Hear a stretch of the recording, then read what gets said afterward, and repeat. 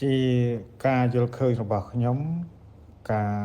ប្រកាសអំពីការសាងសង់របងព្រំដែនកម្ពុជាថៃរបស់ថៃនេះទី1ខ្ញុំមើលឃើញថាវាជាសារនយោបាយទី2បើយើងវាយតម្លៃថាគាត់សាងសង់បានមែនយើងវាយតម្លៃថារបងវាខាត់បានតែមនុស្សសាមញ្ញទេបាទប៉ុន្តែមនុស្សប្រព្រឹត្តអំពើខុសច្បាប់ឬក៏ហ្គេមអនឡាញឬក៏ឆបោកអនឡាញហ្នឹងវាអត់មានរបងទេបាទវាមិនមែនដោយសាររបងនោះទេ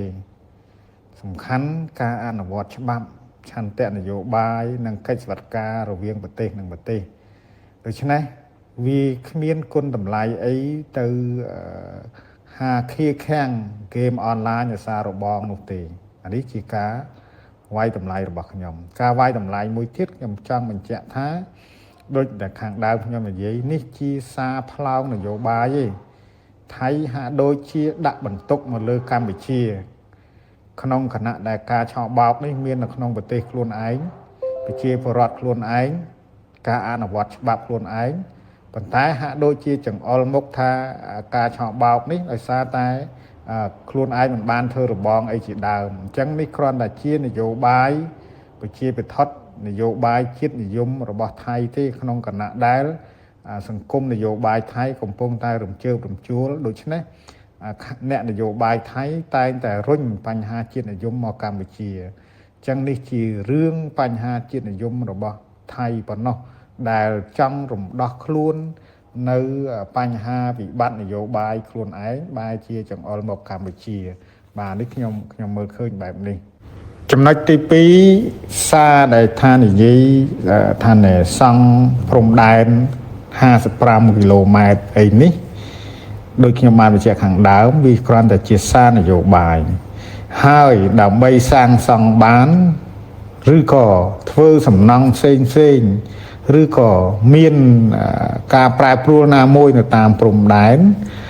ជាប់នឹងបន្ទាត់ព្រំដែនគៀកនឹងបន្ទាត់ព្រំដែនភាគីប្រទេសជាប់ក្បែរគ្នាជាប់ព្រំដែនគ្នាត្រូវមានការចរចាគ្នាជាចាំបាច់នេះជាក្រមអន្តរជាតិច្បាប់អន្តរជាតិដែលត្រូវប្រទេសជាប់ព្រំដែនត្រូវតែចរចាគ្នាធ្វើកិច្ចការជាមួយគ្នាហើយយល់ព្រមរវាងគ្នាទើបធ្វើបានអញ្ចឹងការដែលថៃនិយាយនេះគឺគ្រាន់តែជាសារនយោបាយរបស់ភាគីថៃទេបាទមិនអាចនឹកឃើញអ្វីធ្វើនឹងបាននៅតាមព្រំដែនទេវាមិនមែនសម័យដែលណែពិភពលោកអត់មានច្បាប់អន្តរជាតិទេយ៉ាងហោចណាស់ពិភពលោកមានច្បាប់អន្តរជាតិមានសណ្ដាប់ធ្នាប់ដែលអាចត្រូវតែជជែកពិភាក្សាគ្នាពិភពលោកអត់មានច្បាប់អន្តរជាតិមានន័យថាប្រទេសណាខ្លាំងវាយរំកិលព្រំដែនតាមតែអំពើចិត្តដែលខ្លួនចង់បានតែឥឡូវនេះមិនអញ្ចឹងទេគឺព្រំដែនយើងបានកំណត់គ្នារួចហើយជាព្រំដែនអន្តរជាតិកម្ពុជាថៃអញ្ចឹងធ្វើអ្វីមួយត្រូវតែមានការឯកភាពទៅវិញទៅមកវាមិនអាចភាគីណាមួយសម្រាប់ចិត្តធ្វើម្នាក់ឯងបានទេបាទហើយសម្រាប់កម្ពុជាខ្ញុំយល់ឃើញថាវាគ្មានភាពចាំបាច់អីនឹងទៅធ្វើរបងព្រំដែននឹងទេព្រោះមនុស្សដែលចង់ឆ្លងនៅតែឆ្លងបានមនុស្សដែលទុច្ចរិតមនុស្សដែលប្រព្រឹត្តអក្រិតនៅតែឆ្លងបានទី1ទី2លបែងអនឡាញវាអត់បានរារាំងទៅដោយរបងអស់នឹងទេគឺការអនុវត្តច្បាប់ខ្លួនឯងកិច្ចសវត្ថិការអនុវត្តច្បាប់រវាងប្រទេសជាប់ព្រំដែនគ្នាអានឹងបានអាចទៅរួចបាទมันអាចយកសារនយោបាយមកចង្អុលមុខហាក់ដូចជាចង្អុលមុខកម្ពុជាអញ្ចឹងទេករណីធ្វើរបងតាមបណ្ដោយព្រំដែនដើម្បីការពារការឆោបបោកតាមអនឡាញនេះខ្ញុំគិតថាมันអាចជួយបានទេពីព្រោះការឆោបបោកតាមអនឡាញនេះគឺវាអត់មានត្រូវការព្រំដែនទេវាអត់ត្រូវការទឹកថាការទេគេធ្វើនៅកន្លែងណាក៏បានដែរអញ្ចឹងការដែលថៃលើកសំណើក្នុងការកសាងរបងខណ្ឌព្រំដែនរវាងប្រទេសទាំងពីរនេះខ្ញុំគិតថាដោយគេគិតថាកម្ពុជាយើងប្រហែលជាប្រទេសដែលមានលំហូរនៃជនអន្តោប្រវេសន៍ឬក៏លំហូរនៃការជួញដូរមនុស្សហ្នឹង ច្រើនជាងឬក៏អាចថាស្ថានភាពកម្ពុជាប្រហែលជាថៃលែងទាញបានផលប្រយោជន៍ដូចមុនហើយកម្ពុជាលែងមានពួកឧទាមនៅតាមបណ្ដោយព្រំដែនដើម្បីកេងប្រយោជន៍ពីកម្ពុជាបានដោយដែលកម្ពុជាធ្លាប់ផ្ដល់ប្រយោជន៍ឲ្យថៃតាមបណ្ដោយព្រំដែនដែលយើងចាំបានចាប់ពីដើមទសវត្សរ៍ឆ្នាំ80រហូតមកដល់ចុងទសវត្សរ៍ឆ្នាំ90នេះគឺថៃបានរកស៊ីជាមួយនឹងភាគីខ្មែរមកខាងទៀតនៅតាមបណ្ដោយព្រំដែនគឺបានចំណូលបានផលប្រយោជន៍ច្រើនណាស់ជាទស្សនវិជ្ជានៅក្នុងខ្សែបន្តព្រំដែនរវាងប្រទេសពីរដែលនៅជាប់គ្នានេះគឺมันអាចប្រទេសណាមួយធ្វើអ្វីមួយជាឯកតោភាគីបានទេ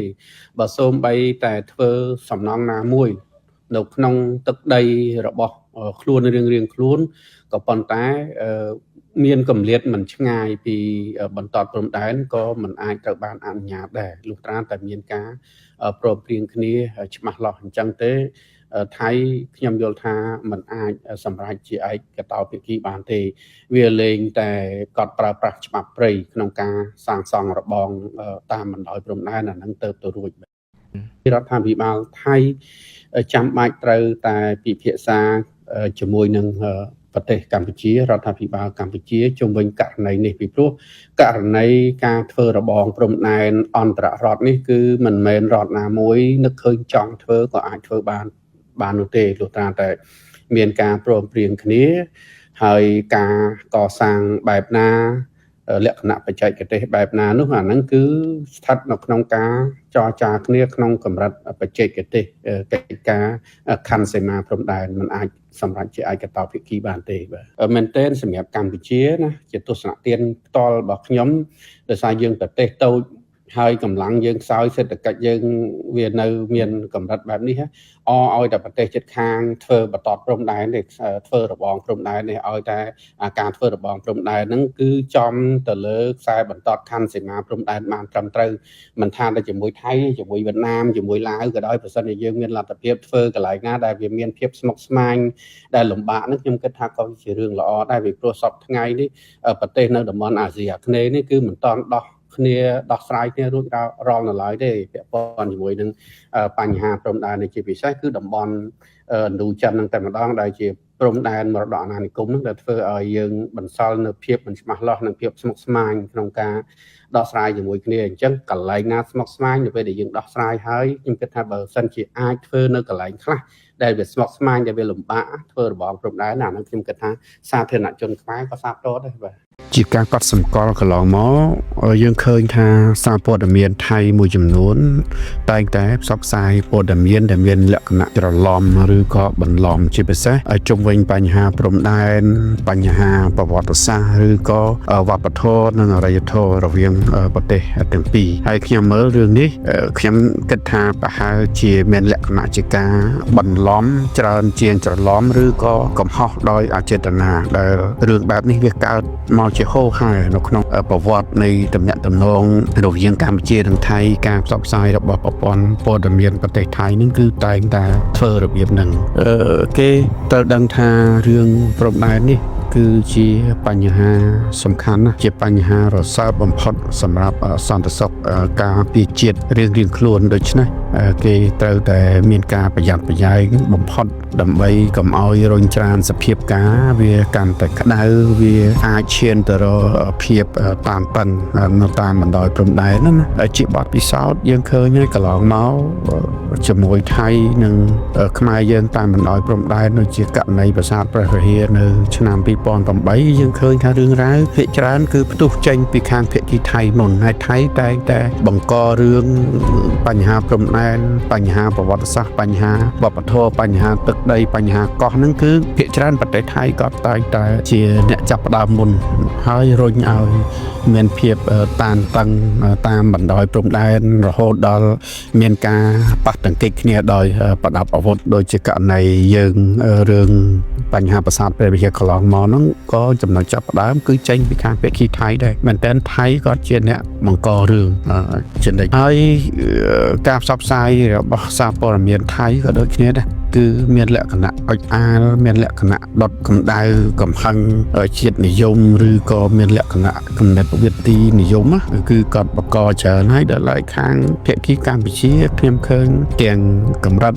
រដ្ឋាភិបាលទាំងកម្រិតគណៈបកនយោបាយទាំងកម្រិតប្រព័ន្ធផ្សព្វផ្សាយក៏ដូចជាទាំងកម្រិតប្រជាជនធម្មតាគឺ